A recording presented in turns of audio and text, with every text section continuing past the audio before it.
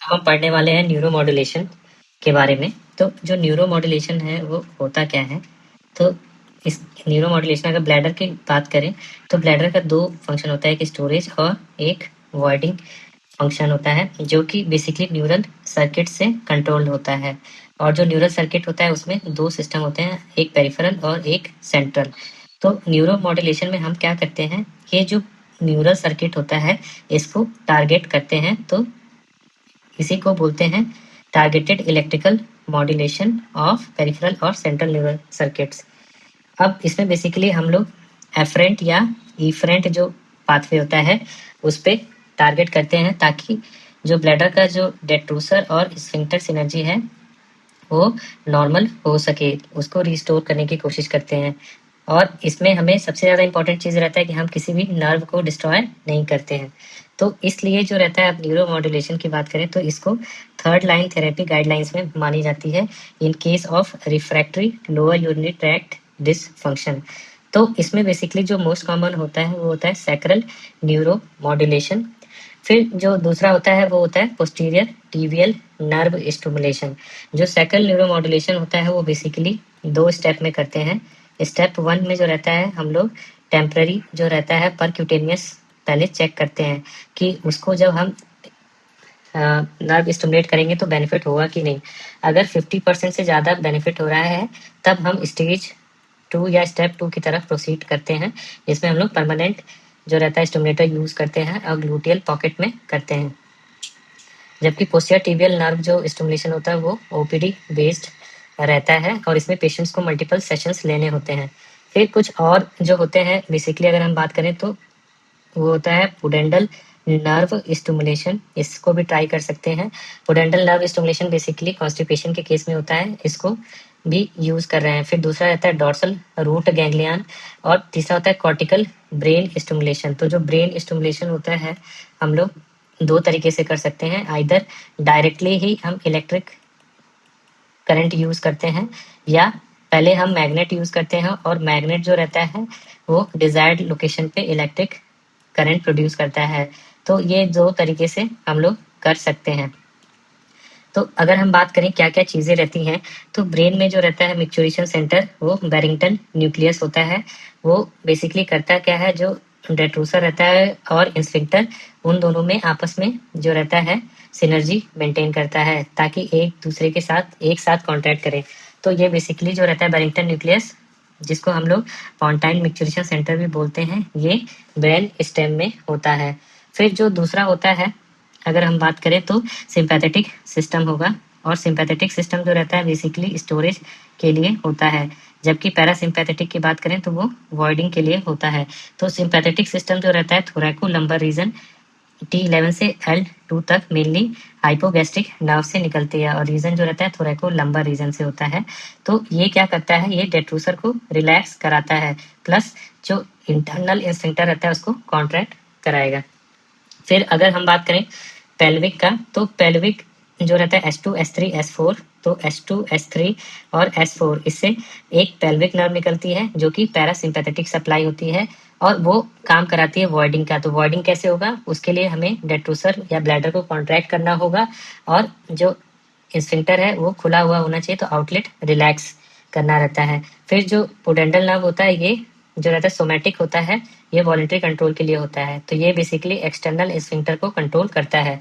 और ये जो दोनों लेवल है ये सैक्रल लेवल होता है और यही जो रहता है मेनली जो सैक्रल नर्व स्टिमुलेशन हम यूज करते हैं इसी लेवल पे जो रहता है उसी के लिए करते हैं। फिर जो अगला रहता है एफरेंट एफरेंट फाइबर्स की बात करें तो दो टाइप के फाइबर्स होते हैं। एक होता है ए डेल्टा फाइबर्स जो बेसिकली फिजियोलॉजिकल होता है, जो ब्लैडर में फिजियोलॉजिकल फीलिंग होती है वो ए डेल्टा फाइबर्स द्वारा कैरी होती है, जबकि जो दूसरे फाइबर्स होते हैं वो होते हैं सी फाइबर्स। सी फाइबर जो रहते हैं पेनफुल स्टिमुलाई कैरी करता है और ओवर एक्टिव ब्लैडर के केस में सी फाइबर जो रहता है वो बढ़ जाते हैं, इनका रिस्पॉन्स बढ़ जाता है।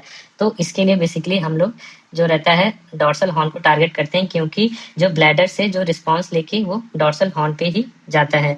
तो अगर हम बात करें सैक्रल नर्व स्टिमुलेशन कैसे काम करता है, तो सैक्रल नर्व स्टिमुलेशन जो रहता है जो सी फाइबर होता है सी फाइबर की एक्टिविटी को सप्रेस कर देता है। तो अब उससे सप्रेस हो जाने से सी फाइबर की एक्टिविटी से क्या होगा, जो दो सब्सटेंस होते हैं, एक होता है ग्लूटामेट और दूसरा होता है सब्सटेंस पी। तो ग्लूटामेट और सब्सटेंस पी जो रहता है डोर्सल हॉर्न में वो कम हो जाता है। तो ये कम हो जाता है जिसके वजह से जो रहता है दोबारा जो बैलेंस जो बिगड़ा रहता है वो मेंटेन हो जाता है। तो जो एक तरीके से हम कहें कि जो ब्रेन और स्पाइनल कॉर्ड के बीच में between sacral cord and PAG PMC axis, तो ये जो रहता है ब्रेन और पेरी एक्विडक्टल ग्रे मैटर और पाउंटाइन मैच्यूरेशन सेंटर के बीच में जो बैलेंस बिगड़ा रहता है वो रीबैलेंस हो जाता है। तो मेनली अगर हम बात करें तो सीएनएम एसएनएम से क्या होता है, सी फाइबर की एक्टिविटी कम हो जाती है और ग्लूटामेट और सब्सटेंस पी कम हो जाता है। तो अगर हम बात करें एसएनएम जो रहता है मेनली किस साइड पे यूज करते हैं हम लोग, S3 रूट पे करते हैं। रूट 3 होते हैं, S2 S3 S4, तो जो मोस्ट कॉमनली बीच वाला होता है वो होता है S3। और ये क्या करता है बेसिकली, जब हम इसको स्टिमुलेट करेंगे तो एफरेंट जो फाइबर्स होंगे वो नॉर्मल हो जाएंगे, और एफरेंट फाइबर्स नॉर्मल हो जाएंगे ये बेसिकली क्या होते हैं, ब्लैडर से इनपुट लेकर के आते हैं। फिर इसकी वजह से होता क्या है कि जो इनिबिटरी इंटरन्यूरॉन्स होते हैं वो एक्टिवेट हो जाते हैं और डेट्रूसर ओवर एक्टिविटी सप्रेस हो जाता है। इसलिए हम लोग डीओ जो डेट्रूसर ओवर एक्टिविटी है ऐसे केस में यूज कर सकते हैं।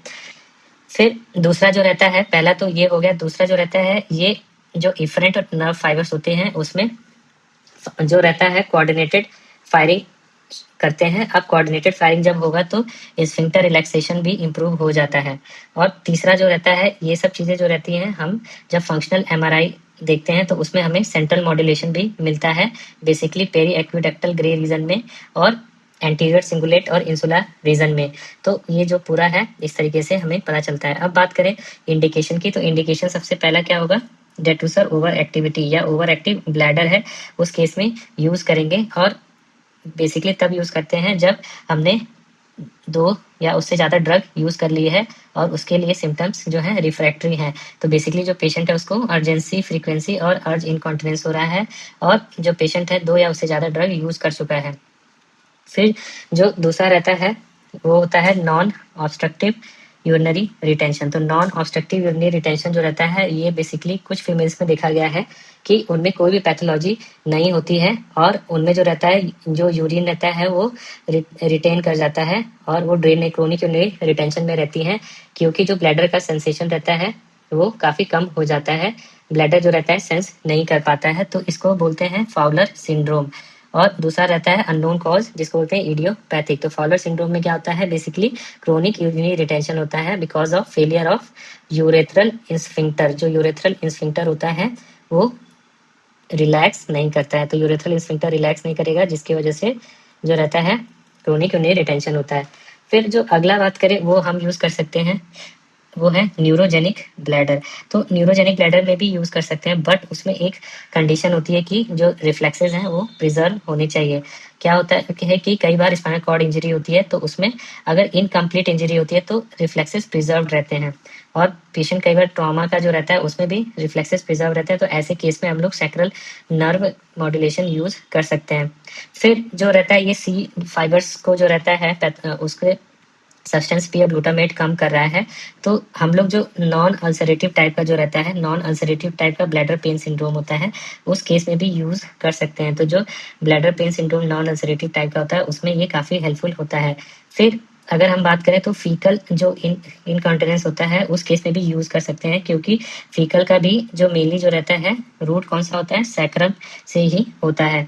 और जो लास्ट है वो होता है क्रोनिक पेल्विक पेन सिंड्रोम। तो क्रोनिक पेल्विक पेन सिंड्रोम में क्यों यूज करेंगे, हमने फंक्शनल एमआरआई पे देखा था, तो ये सेंट्रल मॉड्यूलेशन कराता है। तो इस सेंट्रल मॉड्यूलेशन को लिए हम लोग क्रोनिक पेल्विक पेन सिंड्रोम के लिए यूज कर सकते हैं, क्योंकि उसमें जो रहता है क्रोनिक पेल्विक पेन में पेरिफेरल सेंसिटाइजेशन होता है, और ये जो पेरिफेरल सेंसिटाइजेशन होता है फाइनली सेंट्रल सेंसिटाइजेशन में कॉज करता है। तो ये बेसिकली 6 यूजेस होते हैं या इंडिकेशन होते हैं। पहला ओवर एक्टिव ब्लैडर, दूसरा होता है फाउलर सिंड्रोम, तीसरा होता है न्यूरोजेनिक ब्लैडर, चौथा होता है ब्लैडर पेन सिंड्रोम, पांचवा होता है क्रोनिक पेल्विक पेन सिंड्रोम, और छठा होता है फीकल इनकॉन्टिनेंस। तो ये रहता है।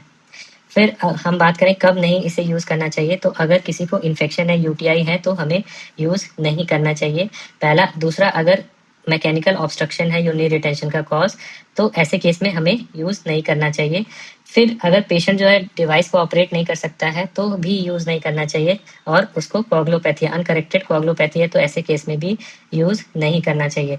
अगर हम रिलेटिव कॉन्ट्राइंडिकेशन की बात करें तो रिलेटिव कॉन्ट्राइंडिकेशन इंपॉर्टेंट है, क्योंकि अगर हम बात करें प्रेगनेंसी का तो प्रेगनेंसी में एक रिलेटिव कॉन्ट्राइंडिकेशन है, उसमें हम यूज़ कर भी सकते हैं। और अगर हम बात करें कि जो पुराने एमआरआई इम्प्लांट्स होते थे वो जो रहते थे नॉन कंपेटेबल रहते थे, तो ओल्डर जो इम्प्लांट होते थे वो non MRI compatible implants use होते थे, तो ऐसे केस में हम लोग जो रहता है नहीं यूज़ करते हैं। और सीवियर स्पाइनल डिफॉर्मिटी है तो भी यूज़ नहीं करेंगे। तो अब बात करते हैं सैक्रल न्यूरल मॉड्यूलेशन का। तो sacral neural modulation basically 2 step में करते हैं। स्टेप 1 अगर हम बात करें तो जो रहता है उसमें हम लोग देख सकते हैं कि हमने परक्यूटेनियस जो रहता है इम्प्लांट किया है, और यूजुअली जो करते हैं S3 में करते हैं। तो ये जहाँ ये हमने ये परक्यूटेनियस जो है साइट, ये जो रहता है बाहर स्किन के बाहर, और ये एक्सटर्नल कंट्रोल कर रहे हैं। तो ये एक्सटर्नल कंट्रोल कर रहे हैं, और इसको हमने जो है सैक्रल नर्व से यहाँ से कनेक्ट कर रखा है, और ये देख सकते हैं ये परक्यूटेनियस एक्सटेंशन की लीड है। तो ये जो लीड है यूजुअली हम लोग कहाँ पे रखेंगे, जहाँ पे हम लोग फ्यूचर पॉकेट बनाएंगे। तो फ्यूचर पॉकेट जो साइट है यहीं पे बनाएंगे, तो कनेक्शन ऑफ लीड और परक्यूटेनियस एक्सटेंशन वहीं पे होता है। तो इसमें हम जो रहता है स्टेज 1 में क्या देखते हैं, स्टेज 1 में हम देखेंगे अगर पेशेंट को रिस्पॉन्स हो रहा है 2 हफ्ते के लिए लगा के छोड़ देंगे तो 50% से ज़्यादा सिम्टम्स में इंप्रूवमेंट आ रहा है, तो इसको हम सक्सेस मानते हैं। और फिर हम स्टेज 2 के लिए प्रोसीड करते हैं, जिसमें हम लोग परमानेंट इम्प्लांट लगाते हैं। तो परमानेंट इम्प्लांट में हम लोग इंटरनल पल्स जनरेटर यूज़ करते हैं। तो हम लोग ये देख सकते हैं यहाँ पे क्या है, ये परमानेंट इम्प्लांट यूज़ किया है हमने, और ये जो यूज़ किया है हमने जो ये साइट है इसी साइट पे हमने लगाया है, जो जहाँ पे परक्यूटेनियस एक्सटेंशन का लीड लगाया था। तो यहाँ पे परमानेंट इम्प्लांट लगाते हैं, और ये जो स्टिमुलेट कर रहा है सैक्रल नर्व को स्टिमुलेट कर रहा है। और अगर हम इसकी बात करें तो इसमें जो है बेसिकली स्टेज 2 में जो रहता है ये इंटरनल पल्स जनरेटर होता है, अंदर ही पल्स जनरेट कर देता है, ग्लूटेल पॉकेट बनाते हैं और इंटरनल पल्स जनरेटर में लगा देते हैं। अब बात करें PNE, तो PNE का मतलब होता है परक्यूटेनियस नर्व इवेल्युएशन। तो PNE जो रहता है एक तरीके से ये टेस्ट होता है जो कि ये कंफर्म करता है कि सैक्रल नर्व स्टिमुलेशन के लिए पेशेंट फिट है या कि नहीं। तो इसमें हम लोग टेम्परेरी इलेक्ट्रोड यूज़ करते हैं, और इसको बेसिकली हम लोग लोकल एनेस्थीसिया में भी कर सकते हैं, क्योंकि इसमें कोई भी इंसिजन देने की ज़रूरत नहीं होती है, और यूजुअली जो रहता है 15 से 30 मिनट में हो जाता है। तो ये जो रहता है मिनिमली इन्वेजिव टेक्निक है। अब इसमें रिस्पॉन्स कैसे कंफर्म होगा, कैसे पता चलेगा 50% से ज़्यादा रिस्पॉन्स आया है, तो हम लोग जो रहता है एनल कॉन्ट्रैक्शन चेक करते हैं। पहला जो रहता है एनल कॉन्ट्रैक्शन, या उसको बोलते हैं बेलोज भी बोला जाता है, बेलोज। तो बेलोज या एनल कॉन्ट्रैक्शन। फिर जो दूसरा रहता है टो प्लांटर फ्रैक्शन, टो से जो रहेगा प्लांटर फ्रैक्शन कराएंगे, तो टो प्लांटर फ्रैक्शन। तो पहला हो गया एनल कॉन्ट्रैक्शन, दूसरा होगा टो प्लांटर फ्रैक्शन। तो जो टो प्लांटर फ्रैक्शन हो रहा है बेसिकली हम बात करें तो इससे हमें S2 के बारे में पता चलेगा, जबकि एनल कॉन्ट्रैक्शन जो रहेगा वो S4 पता चलता है। तो S4 जो रहता है एनल ट्विच मिलता है, S2 टो प्लांटर फ्लैक्शन। तो टो से हम याद कर सकते हैं टो इज 2, तो 2 पता है। और फिर एनएस का हम याद कर सकते हैं ANUS, एनएस इज S4, इसमें 4 है। तो इस तरीके से हम याद कर सकते हैं। फिर जो अगला है हम देखते हैं, अगला अगर हम इसमें जो यूज़ कर रहे हैं तो फ्रीक्वेंसी कितनी रखनी होती है, यूजुअली हमें 10 से 20 हर्ज फ्रीक्वेंसी रखनी रहती है, और जो एम्पलीट्यूड रहता है वो 0.5 से लेके 5 वोल्ट तक रहता है। जबकि विड्थ की बात करें तो 210 माइक्रो सेकेंड्स का रहता है। तो ये टोटल इसकी रहती है। तो फ्रीक्वेंसी, विड्थ और एम्पलीट्यूड हमने देख लिया। तो आउटकम की बात करें तो 70% ऑफ द टाइम ये सक्सेस रहता है, और पेशेंट में जो रहता है 60% ऑफ द टाइम जो रहता है रिलीव हो जाता है। तो इस तरीके से अगर हम बात करें तो जो रिटेंशन के पेशेंट रहते हैं उसमें 60% होता है। फिर अब अगला जो टेक्निक है वो है पोस्टीरियर टिबियल नर्व स्टिमुलेशन। तो पोस्टीरियर टिबियल नर्व स्टिमुलेशन हम देख रहे हैं, तो ये क्या है, ये है पोस्टीरियर टिबियल नर्व, ये है मीडियल मेलियोनस, और ये है पोस्टीरियर टिबियल नर्व। इस मीडियल मेलियोनस से हम लोग 3 सेंटीमीटर ऊपर एक निडल से ये जो रहता है पोस्टीरियर टिबियल नर्व को स्टिमुलेट कर रहे हैं इलेक्ट्रोड लगा करके। तो ये चीज़ रहता है, ये होता है पोस्टीरियर टिबियल नर्व स्टिमुलेशन। इसमें बेसिकली हम लोग जो नर्व यूज़ कर रहे हैं, तो हम वहाँ पे जो था S3 यूज़ कर रहे थे, यहाँ पे L4 से लेके S3 तक जो रहता है वो पूरा जो यहाँ से पोस्चर टिबियल नर्व होती है उसको होता है। तो जो S3 रहता है, S2 S3 वो ब्लैडर के साथ शेयरिंग होती है, इसलिए हम लोग पोस्चर टिबियल नर्व को स्टिमुलेट करते हैं। तो हमने देखा 3 सेंटीमीटर जो था ऊपर की तरफ मिडिल मैल्यूलस के लगाते हैं और नीडल का एंगल कितना है 30 डिग्री। तो इसमें बेसिकली अगर हम बात करें तो जो करंट यूज़ करते हैं, जैसे हम उसमें यूज़ कर रहे थे, उसमें हम लोग कितनी देर के लिए यूज़ कर रहे थे, हमने यूज़ किया था 20 हर्ज, उसमें भी यूज़ किया था 20 हर्ज यूज़ किया था और ऑलमोस्ट 210 माइक्रोसेकेंड्स, तो मतलब 20 हर्ज 210 माइक्रोसेकेंड्स।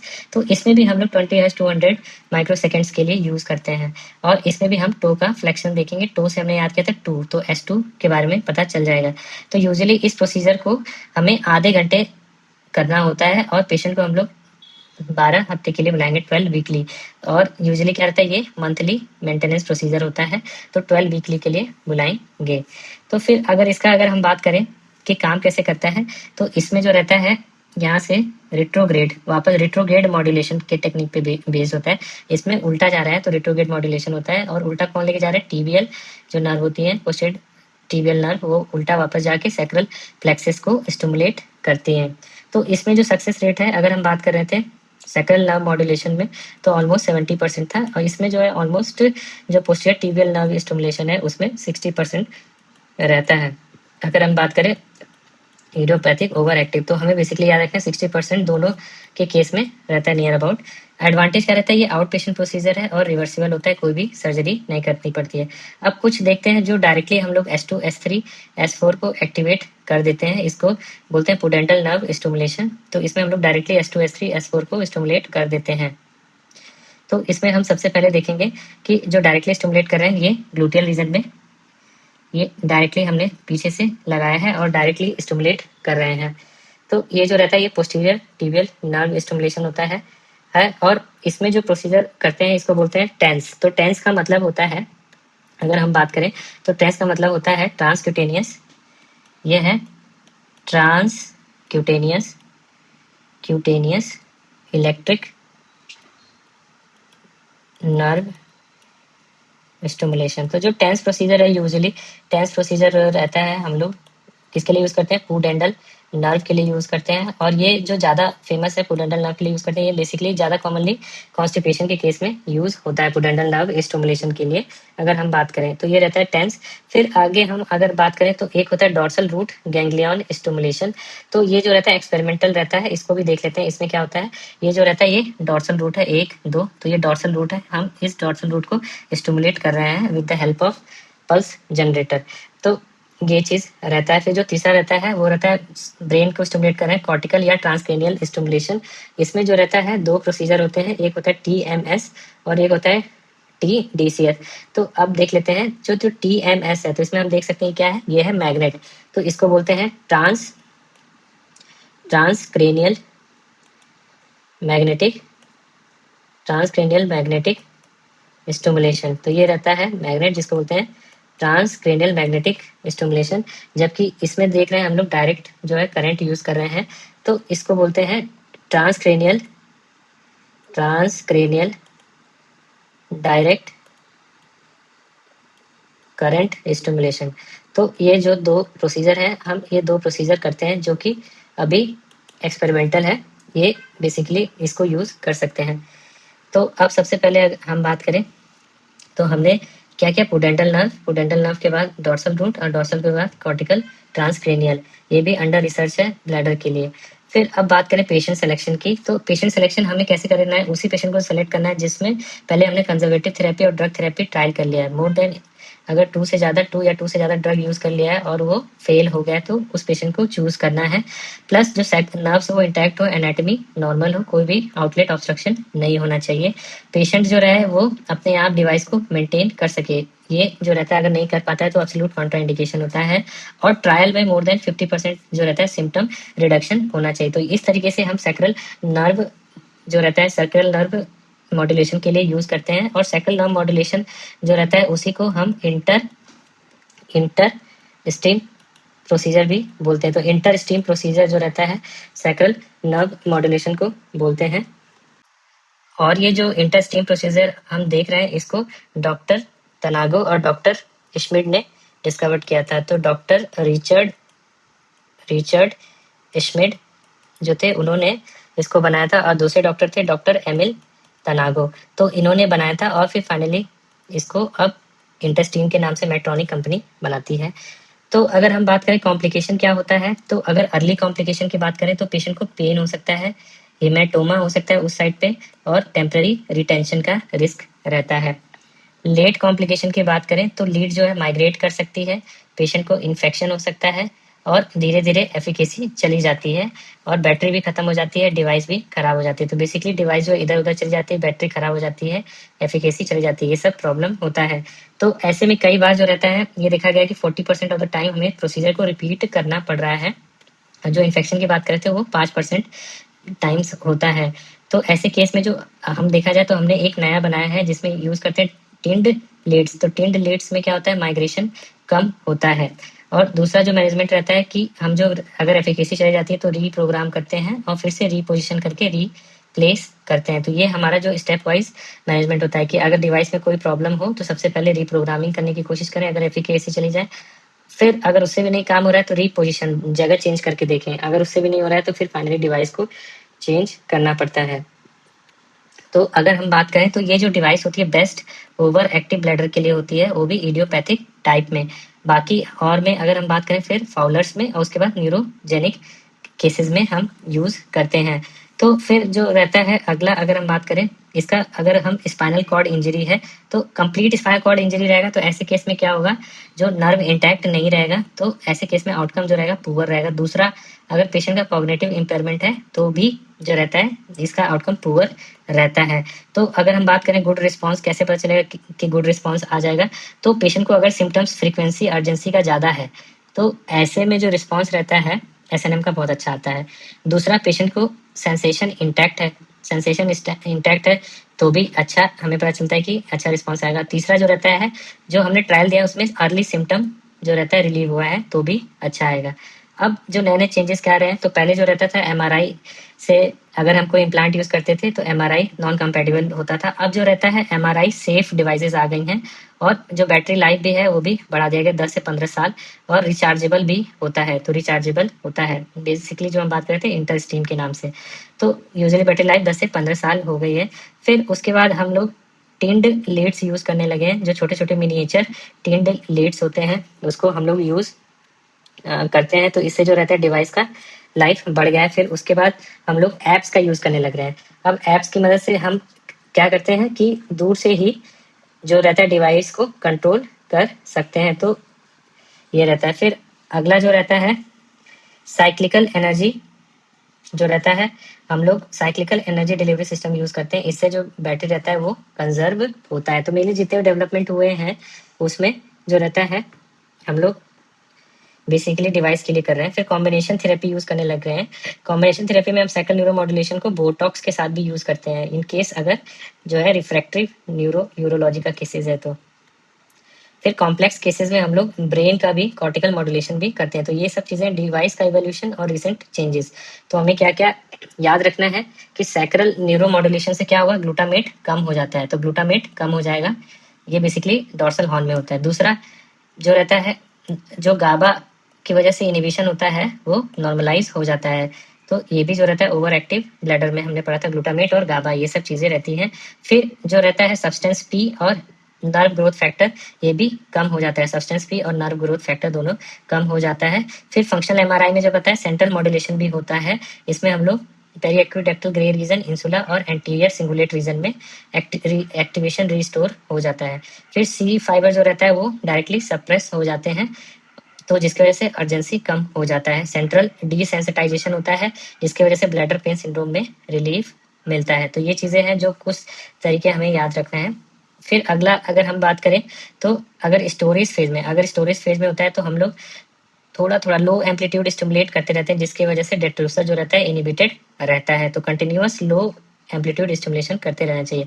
अब कंपैरिजन कर लें तो एसएनएम जो रहता है सेकंड नर्व मॉड्यूलेशन, उसमें बेसिकली S3 रूट का करते हैं, जबकि अगर हम बात करें पोस्टीरियर टिबियल नर्व में उसमें हम लोग L4 से लेके S3 तक करते हैं। पूरा जो पोस्टीरियर टिबियल नर्व होता है उसको स्टिमुलेट करते हैं। एसएनएम जो रहता है बेसिकली 2 स्टेप में करते हैं और ये इम्प्लांट होता है, जबकि पीटीएनएस एक निडल फॉर्म में होता है परक्यूटेनियस। तो ये जो रहता है मिनिमल इन्वेजिव होता है, जबकि इसमें जो रहता है थोड़ा सा इंसिजन देना पड़ता है, जिसकी वजह से इन्फेक्शन या पेन हो सकता है। ड्यूरेबिलिटी की बात करें तो एसएनएम 10 साल से भी ज़्यादा होता है, जबकि पीटीएनएस हमें पेशेंट को बार बार यूजुअली हम लोग 30 मिनट्स करते हैं और 12 वीक्स पे बुलाते हैं, और मंथली मेंटेनेंस की भी ज़रूरत होती है, तो इसको मेंटेनेंस की ज़रूरत होती है। सक्सेस रेट की बात करें तो ये अराउंड 70% रहता है और ये अराउंड 60% रहता है। फिर एमआरआई सेफ्टी जो रहता है, इसमें नए मॉडल्स आ गए हैं और इसमें भी ये तो फुली सेफ रहता है, इसमें तो निडल कुछ इम्प्लांट यूज़ कर ही नहीं रहे हैं। कॉमन अगर हम यूज़ बात करें तो ओवर एक्टिव ब्लैडर में यूज़ करते हैं रिफ्रैक्टिव, बहुत ही ज़्यादा सीवियर रहता है, जबकि पीटीएनएस को हम माइल्ड टू मॉडरेट केसेस में यूज़ करते हैं। एसएनएम बहुत महंगा होता है, इसलिए लोग पीटीएनएस यूज़ करते हैं। अब बात करते हैं फाउलर सिंड्रोम। फाउलर सिंड्रोम जो फीमेल्स होती थी, बिना किसी बीमारी के स्फिंक्टर जो रहता था वो कॉन्ट्रैक्ट कर जाता था, रिलैक्स नहीं हो जाता था। तो ऐसे केसेस में जो सैक्रल नर्व मॉड्यूलेशन होता है वो फर्स्ट लाइन हो जाता है, फर्स्ट लाइन, क्योंकि मोर देन 70% केसेस में सक्सेस होता है। फिर अगर स्पाइनल कॉर्ड इंजरी हुई है और इनकम्प्लीट है तो ऐसे केस में भी एसएनएम बेनिफिशियल होता है अगर सैक्रल रिफ्लेक्सेस इंटैक्ट हैं। फिर पेन हमने देख लिया था, ब्लैडर पेन के में भी होता है क्योंकि ये सी फाइबर जो रहते हैं उनको मॉड्यूलेट करता है। फिर अगर किसी को यूरिन और फीकल दोनों इनकॉन्टिनेंस है तो उसमें भी एसएनएम बहुत हेल्पफुल रहता है। अगर हम बात करें चिल्ड्रेन में, तो चिल्ड्रेन और एडोलसेंट के केस में लिमिटेड एविडेंस है। फिर हम एसएनएम को और भी चीज़ों के साथ जैसे कि कंबाइन करते हैं, जैसे कि सबसे पहले हमें ड्रग देना है किसी भी तरीके से, फिर न्यूरोमॉड्यूलेशन करना है। न्यूरोमॉड्यूलेशन जो रहता है उसके बाद हम बोटॉक्स यूज़ करते हैं, अब बोटॉक्स के बाद सर्जरी। यूजुअली ये एयूए का गाइडलाइन है कि सबसे पहले हमें ड्रग्स देना है, फिर न्यूरोमॉड्यूलेशन करना है, न्यूरोमॉड्यूलेशन के बाद बोटॉक्स करना है, फाइनल सर्जरी तो लास्ट रहता ही है। फिर यूजुअली अगर हम बात करें रिफ्रैक्टरी अगर ओवर एक्टिविटी है तो ऐसे केस में हम लोग कॉम्बिनेशन थेरेपी कर सकते हैं, बोटॉक्स के साथ जो रहता है एसएनएम का यूज़ कर सकते हैं। फिर अगर हम बात करें तो अब जो पीटीएनएस को हम एंटी मस्करेनिक जो ये ड्रग है, ड्रग के साथ भी कंबाइन कर रहे हैं। तो ड्रग जो हम दे रहे हैं रिफ्रैक्टरी में, उसके साथ हम लोग क्या कर रहे हैं, हम लोग पोस्टीरियर टिबियल नर्व स्टिमुलेट भी कर रहे हैं, तो इसमें जो रहता है ये बेनिफिट होता है और इस पे अभी आरसीटी चल रहा है और आरसीटी में काफ़ी बेनिफिट मिला है। तो अगर हम बात करें कि पहली बार जो है एसएनएम का कॉस्ट बहुत ज़्यादा लगता है, बट जब 3 से 5 साल, एक ऑलमोस्ट 10 साल तक चल जाता है, तो बार-बार जो दवाइयों का जो कॉस्ट होता है उसको उसके लगभग इसका खर्चा हो जाता है। तो इसलिए जो रहता है कॉस्ट इफेक्टिवनेस ओवरऑल सेम रहता है, 3 टू 5 ईयर्स में लगभग पूरा पैसा वसूल हो जाता है।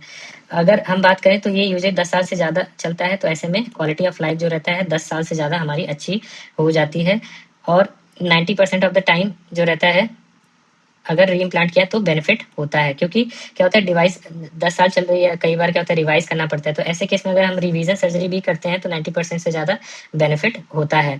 अब बात करें कि एक्सपेरिमेंटल कुछ चीज़ें होती हैं, एक होता है क्लोज्ड लूप एसएनएम। तो क्लोज लूप एसएनएम में क्या होता है कि हम लोग जो रहता है एक ऐसा डिवाइस बनाते हैं कि जो अपने आप ऑटोमेटिकली ही ब्लैडर प्रेशर को सेंस कर लेता है और खुद ही रिस्पांस भेज देता है। तो इस तरीके से इसको बोलते हैं क्लोज्ड लूप एसएनएम। तो क्लोज लूप एसएनएम में हमने क्या किया, खुद ही जो डिवाइस ऐसी बनाई कि ऑटोमेटिक रिस्पांस शो कर रहा है और फिर वो कर दिया। फिर दूसरा जो रहता है वो होता है पेरिफेरल फील्ड स्टिमुलेशन। तो हम क्या करते हैं, जो बिना किसी चीज़ को टारगेट किए हुए, बिना किसी चीज़ को टारगेट करते हुए नॉन स्पेसिफिक लो वोल्टेज जो रहता है पेल्विक न्यूरोमॉड्यूलेशन, पूरे एरिया जो इतना एरिया है किसी को टारगेट नहीं कर रहे, हर जगह लो वोल्टेज जो है स्टिमुलेट कर देते हैं, तो इसको बोलते हैं पेरिफेरल फील्ड स्टिमुलेशन। तो ये भी एक नया चीज़ है। एक क्लोज लूप हो गया, क्लोज लूप में जो रहता है ऑटोमेटिक जो रहता है ब्लैडर प्रेशर सेंस करके रिस्पॉन्स दे रहा है। फिर जो अगला रहता है brain computer interface. Brain computer interface क्या होता है कि जो रहता है ब्रेन में अननेसेसरी जो रिस्पॉन्सेज आते हैं ब्लैडर के लिए, जो ऐसे रिस्पॉन्सेज को हम कंप्यूटर से देख सकते हैं, तो उनको हम कंप्यूटर से देख सकते हैं। ऐसे न्यूरल इंटरफेस जो एबनॉर्मल ब्लैडर सिग्नल्स होंगे उनको हम लोग कंट्रोल कर सकते हैं। तो ये होता है ब्रेन कंप्यूटर इंटरफेस, और इसका सबसे ज़्यादा बेनिफिट क्या होगा न्यूरोजेनिक ब्लैडर के केस में। फिर gene based modulation. Gene based modulation में क्या होता है कि हम लोग जो रहता है नर्व ग्रोथ फैक्टर को टारगेट कर रहे हैं, ये भी प्री क्लिनिकल ट्रायल में है, तो नर्व ग्रोथ पाथवे है जो उसको टारगेट कर रहे हैं। तो इससे क्या होगा, ब्लैडर नर्व रिस्पॉन्स चेंज हो जाएगा, और ये अभी बेसिकली प्री क्लिनिकल स्टेज में है। फिर उसके बाद टिश्यू इंजीनियरिंग में भी है, इसमें हम लोग क्या कर रहे हैं, न्यूरो मॉड्यूलेशन जो रहता है, रीजनरेटिव मेडिसिन जो स्टेम सेल्स होता है उसको हम लोग यूज कर रहे हैं to restore the bladder nerve. तो अगर स्टेम सेल का स्कैफोल्ड बनाते हैं और उसमें स्टिमुलेटर यूज करते हैं, तो इसके बेसिस इसको यूज करके हम लोग क्या कर रहे हैं, जो ब्लैडर की नर्व सप्लाई है उसको रिस्टोर करने की कोशिश कर रहे हैं। तो ये जो रहता है टिश्यू इंजीनियरिंग का मेन यूज है। तो ये 4-5 चीजें हो गई। आप कुछ क्लिनिकल सिनेरियो देख लेते हैं। अगर कोई 45 ईयर ओल्ड वीमेन है और उसमें जो रहता है अर्ज इनकॉन्टिनेंस हो रहा है और उसने सारी दवाइयां ट्राई कर ली हैं, सब कुछ ट्राई कर लिया है, फिर भी जो रहता है अर्ज इनकॉन्टिनेंस हो रहा है, तो वो रिफ्रैक्टिव, तो ऐसे केस में एसएनएम ऑप्शन बचता है। एसएनएम अब भी नहीं होगा तो उसके बाद हम फिर बोटॉक्स करेंगे और बोटॉक्स के बाद सर्जरी करते हैं। ये एयूए गाइडलाइन है। फिर अगर ऐसे कोई बुढ़ा आदमी है 60 ईयर ओल्ड जिसमें इडियोपैथिक रिटेंशन हो रहा है, कुछ पता नहीं है, तो ऐसे केस में कोई भी ब्लड आउटलेट ऑप्शन नहीं है तो हम एसएनएम ट्रायल देख सकते हैं। यूजुअली हम सस्पेक्ट करें फाउलर, बट फाउलर जो रहता है यूजुअली फीमेल में होता है, बट यहाँ भी वही सस्पेक्ट कर रहे हैं।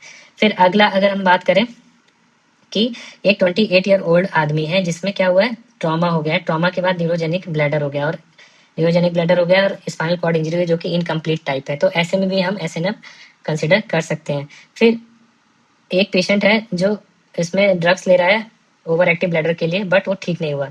अब उसको एसएनएम का ऑप्शन दिया गया बट इम्प्लांट नहीं लगाना चाहता है, तो ऐसे में हम लोग जो रहता है posterior tibial nerve stimulation use कर सकते हैं क्योंकि इसमें कोई इम्प्लांट नहीं रहता है। तो ओवरऑल अगर हम बात करें तो न्यूरो मॉड्यूलेशन क्या होता है, न्यूरो मॉड्यूलेशन एक तरीके का, हमने पढ़ा ना, ड्रग पहले दवाई देते हैं, दवाई दिए तो फिर न्यूरो मॉड्यूलेशन कर रहे हैं जिसमें एसएनएम आ रहा है और उसके बाद बोटॉक्स दे रहे हैं और सर्जरी कर रहे हैं। तो ये क्या चीज है, ये जो है एक ब्रिज है, ब्रिज है और किसके बीच में, फार्माकोथेरेपी और रिकंस्ट्रक्टिव सर्जरी के बीच में। और ये बेसिकली क्या कर रहा है, एफरेंट फाइबर जो होते हैं उनको कम कर दे रहा है, जो ऐसे एफरेंट फाइबर्स जो सिग्नल्स हैं जो नहीं चाहिए उनको कम कर दे रहा है, इनहिबिटरी सिग्नल्स को बढ़ा दे रहा है। तो जो मेन टूल है इसमें दो होते हैं, sacral nerve modulation S3 root पे काम करता है और पोस्टीरियर टिबियल नर्व L4 से S3 तक। यूजुअली 60 से 70% जो रहता है सेफ होता है और मॉडर्न में बेसिकली MRI कंपेटेबल डिवाइसेस बना दी गई हैं। तो ये रहता है ओवरऑल सैक्रल नर्व मॉड्यूलेशन।